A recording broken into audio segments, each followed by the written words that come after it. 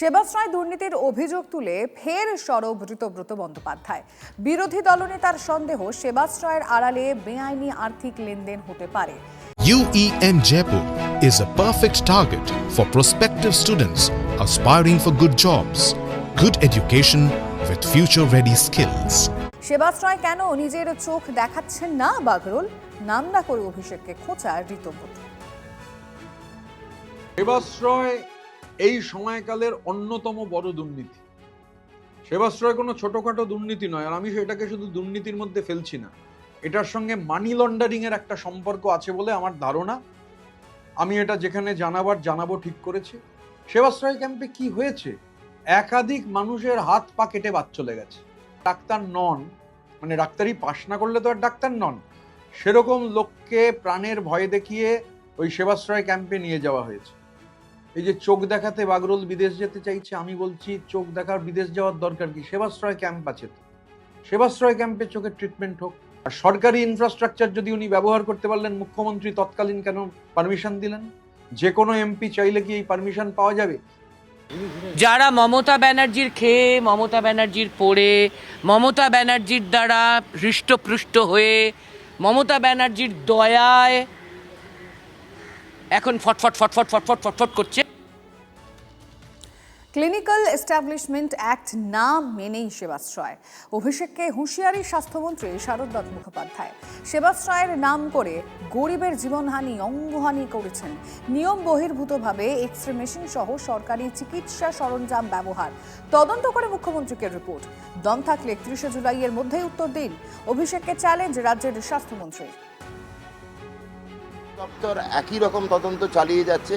যা যা তথ্য প্রমাণ পাচ্ছি আমরা সমবেতভাবে পুলিশ দপ্তরকে বা মুখ্যমন্ত্রী শ্রী শুভেন্দু অধিকারী মহাশয় নিজের দপ্তরকে আমরা পাঠিয়ে দিচ্ছি। 31শে অবধি ওয়েট করবেন না, 31শে জুলাই 2031 না, দম থাকলে অভিষেক বন্দ্যোপাধ্যায় 31শে জুলাই 2026-এ উত্তর দিন সেবাশ্রয়ে কী করেছিলেন। জনগণ এবং নাগরিকের কাছে আপনি উত্তর দিন। সেবাশ্রয়ের নাম করে গরিব মানুষদের জীবনহানি, প্রাণহানি, অঙ্গহানি করেছেন। নিয়মবিহীনভাবে অভিষেক বন্দ্যোপাধ্যায় একের পর এক ইউএসজি মেশিন বাইরে নিয়ে গেছেন। বলপূর্বক নার্সিংহোমগুলোর ওপর ধমকানো এবং চমকে তাদের ব্লাড টেস্ট করিয়েছেন। তো প্রত্যেকটার কিন্তু হিসেব আপনাকে দিতে হবে। এই যে ক্যাম্পের মধ্যে উনি যেগুলো করেছিলেন তার ক্লিনিক্যাল এস্টাবলিশমেন্ট অ্যাক্ট অনুযায়ী লাইসেন্স টু অপারেট কোথায়? নেই। সেবাশ্রয়ের জন্য স্বাস্থ্য ভবনে তলব করেছি, ফাইল কোথায়? নেই।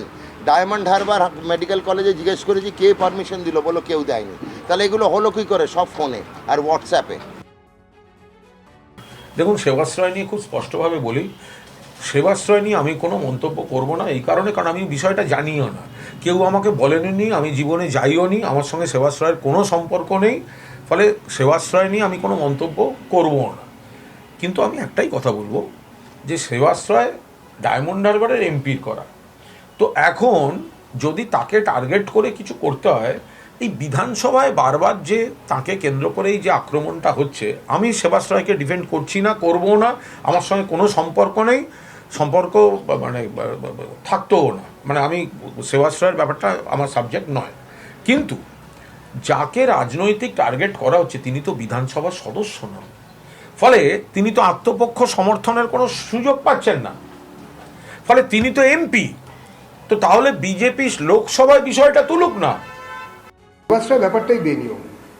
একটা রাজ্যে রাজ্য সরকারি ব্যবস্থায়, অর্থাৎ জনগণের এক্সচেকারের টাকায়, দেয় ট্যাক্সের টাকায়, করের টাকায় যে একটা ব্যবস্থা চলছে, স্বাস্থ্য ব্যবস্থা, তাকে বাইপাস করে হঠাৎ সেবাশ্রয় করতে হলো কেন? তার মানে তাহলে ওই ব্যবস্থাটা ভেঙে পড়েছিল যদি ধরে নিতে। আর তারপরে সেবাশ্রয় কারা গেছেন? যত দুনিয়ার হাতুড়ে লোক, যাদের সঙ্গে কোনো দূরতক পরিষেবার, স্বাস্থ্য পরিষেবার মানে কোনো সংস্রব নেই, তারা সেখানে ঢুকে পড়ে আচমকা সেবা দিতে রইলেন। একটি বাচ্চা মেয়ে নাবালিকা, তার হাত কাটা গেছে, একজন বয়স্কা ভদ্রমহিলার পা কাটা গেল। এই যে একটা ব্যবস্থা করা হয়েছিল কোটি কোটি টাকা সরকারের টাকা ধ্বংস করে, এর বিচার তো হবেই, এবং এর পেছনে যিনি ছিলেন তিনি যত বড়ই বীরপুরুষ হন না কেন, যে বাড়িরই লোক হন না কেন, বাদ যাবেন না।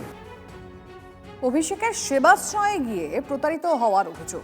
প্রৌঢ়া মিতালি হোক কি ছোট্ট কৃতি মান্নার পরিবার, কঠোর শাস্তি চাইছে সবাই।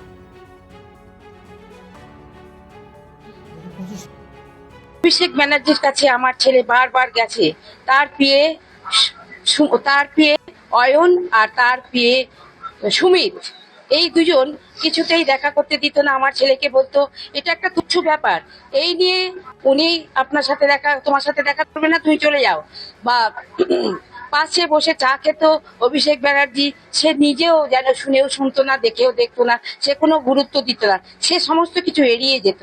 স্বাস্থ্য ভবন থেকে আমাদের জানিয়েছিল যে আমরা আপনাদের সাহায্য সহযোগিতা করব, আমাদের সাথে এসে যোগাযোগ করুন। এই জন্য অনেক ধন্যবাদ দিই যে আমাদের কথা স্বাস্থ্যমন্ত্রী ভেবেছেন, চিন্তা করেছেন, যেন সুষ্ঠু বিচার হয়। হ্যাঁ, যেন যেভাবে আমার পাটা বাদ গেছে, যেভাবে আমি আজ অঙ্গহানি হয়ে গেছি, হ্যাঁ, যেন সুষ্ঠু একটা বিচার পাই, আমি এই আশা করি।